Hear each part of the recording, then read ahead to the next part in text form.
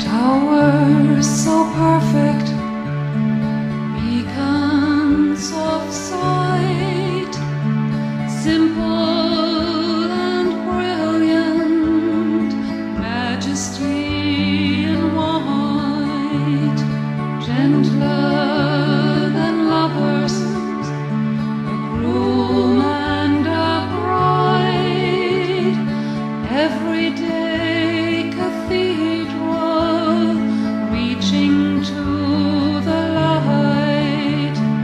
They shaped a horizon, they welcomed us home. All of that has changed now, our innocence is gone. They were poetry in steel, poetry in stone. How can we believe they're really gone?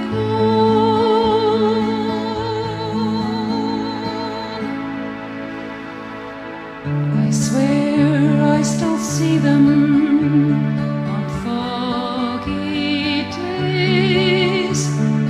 I feel the spirit reaching through the haze. We mourn our loved ones, our daughter, our son. We can't be the same again, our children are gone. They were poetry in steel, poetry in stone.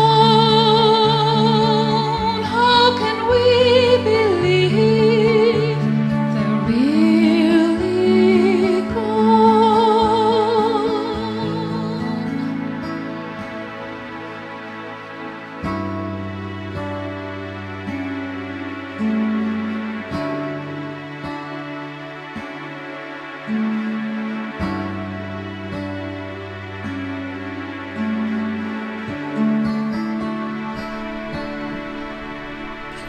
Senseless the hatred. Welcome to the conversation, and this is Miss Ingrid Heldt, and that was her voice you heard, a beautiful, beautiful voice, rivaling that of Judy Collins. It reduces me to tears, not 9/11, that reduces me to anger and vengeance, but the photography is magnificent. And she has a very dear friend by the name of Elliot Cohen. And I don't know who took the photographs that you saw, but I believe in this case it was yours. I did, yes. Miss Heldt. Yeah. So you are a wonderful photographer. Thank you. And so am I, but I defer to you. Thanks. And we are Blacks and Jews in Conversation. My name is Shannon Taylor. I'm your host. And Ingrid has a magnificent history, a magnificent voice, guitarist, photographer. She rivals my accomplishments, so it's rare I ever say such a thing. And she has a history of all the people I love, Pete Seeger, Peter Yarrow, and it's all immortalized in the comments and columns of Elliot. And one day we'll interview him, maybe. But tonight we have so much talent here that we're having this beautiful lady. I just introduced her to the 100-year-old Irwin Corey, and the professor said he could just gobble her up. And we sprung ourselves on him late at night, and of course it doesn't matter, because if I bring someone like her into his house, it's an automatic entree. Now, 9/11 is coming up, as it does every year. And as I always claim credit for warning everybody about it, and was responsible for the safety of several firms by their believing me that the target was coming again after a first attack in 94. by the same people, with the same aliases, with the same evidence that all our vaunted security decided to ignore, and then petitioned Janet Reno with comrades and demonstrations outside to eventually get to the Nosair who assassinated Rabbi Meir Kahane el-Said, the first murderer from Al-Qaeda, and the blind sheikh, both locked up forever, and all the other accomplices, except Ramzi Youssef. That was in 95 with Judge Duffy, Judge Mukasey in the Southern District, may they be blessed. Ramzi Youssef surfaced later, Mary Jo White, that distinguished Southern District attorney, couldn't find him, and he blew up, besides planes, with Mohammed, the World Trade Center on 9/11. I know a full history. I'm not going to give you all the details. I want the songs. I want the beauty. But 9/11 is coming. You'll hear progressive history on this station as we go along. Ingrid, introduce yourself. Let us hear your beautiful voice and photographs. Okay, my name is Ingrid Heldt, and today the main reason why I actually came here was not 9/11, but I just thought we had to play this video today. It kind of introduces my voice and my work as a photographer. I loved those buildings. I didn't even think much about that they might be destroyed or anything like that. I just love them. I took about 400 pictures of them. I counted after the fact, after 9/11 happened. Do you know that the Historical Society in New York City, near Central Park, has an exhibit right now of photography of a World Trade, and is searching for people with photographs? I would be glad to have them have this. As a matter of fact, there were several exhibits right the year after. And even in Europe, I showed my photographs and showed the video at the same time as part of the exhibition. But I will be glad to give them my photographs to exhibit. How did you compose the song? The song, it was just out of grief. It was just out of grief. I didn't know what else to do. I mean, we couldn't even call anybody. I didn't know where some of my friends were. And so I just sat down, looked at the pictures, and wrote the song. And then a few weeks later, I took it to the studio. Then I decided, well, let me try to make a video out of this. And I went to a wedding video place. They usually do weddings, and for $200, they did exactly what I asked them to do: zoom in, zoom out, make it look like this. And they did it for me, and I really, really enjoy having this video because it's much easier to show the pictures that way and to show the song that way. Well, it's my only song video that I have. Well, you can have many more. You have a CD? Yes, I have several CDs. And what are their names? Right now, I'm thinking of one is Visualize Peace, one is Hope Road, one is Love Matters, and it's really not about love. There are no love songs on there. It's about a teacher who cares about her job, and then one. There's a fourth one. There are many. There's a fourth one. I can't remember the fourth. Well, there's one where the first song is very famous. We're Living in Paradise. Okay, that's a song about the environment, because I became very involved with that through Pete Seeger, of course. And Pete Seeger got me involved in New Jersey Friends of Clearwater. How long ago? And 10 years ago. What happened was one of my friends, Spook Handy, had written a song called Vote. And another one of my friends, Charlene Leahy, decided, well, Pete might like that song.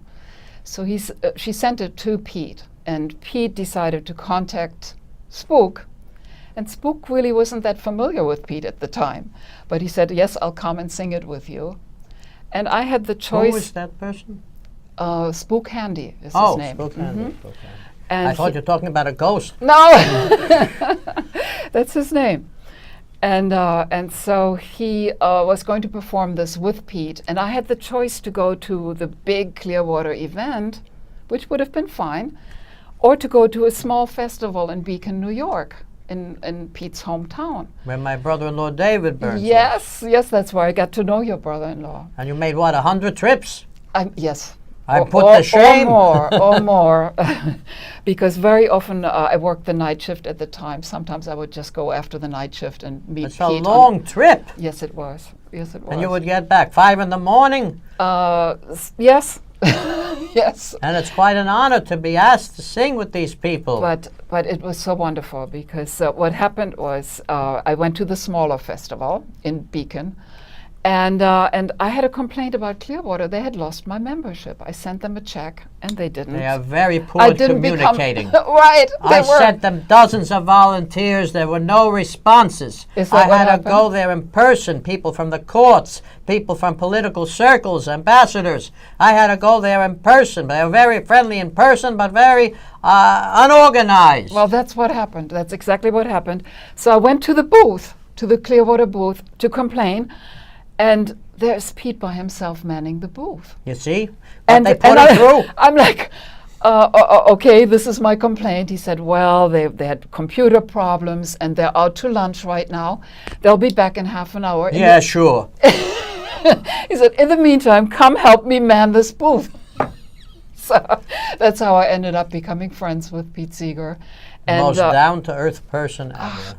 the most wonderful person ever. I mean, you hear things about people that are very positive, and sometimes when you meet them, you kind of change your opinion, but not about Pete. I mean, Pete was everything they ever said about him and so much more. So much more. I mean, so much deeper, so much. It's really, when he died, actually, my friend Elliot and I decided we couldn't think of anything else to do but to drive down to Beacon.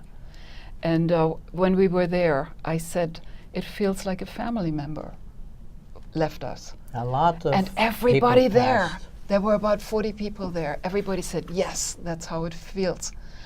And when I came back home, I opened 200 emails with the same sentiment. The first one was from James Durst, who's with your brother-in-law Work in of the Weavers. Work of the Who Weavers. was at Lincoln Center, Amherst Park, Yes, filled yes. to And capacity.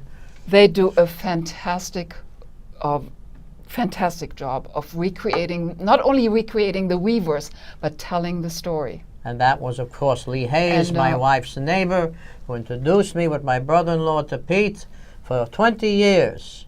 And friends with Erwin Corey, Peter Yarrow, everybody. Yes. And you speak about the environment. There was also Ronnie Gilbert and Hellerman, who Yes. spoke over there. Yes. And Ronnie was in, of course, California. I was at the Garden. The 89th birthday was David Burns' Grammy with our friend Issachar Marone, all of whom have been on the station, from Pete to Issachar to Ronnie to Freddie. But 89th was first Grammy for Issachar. Peter had it before.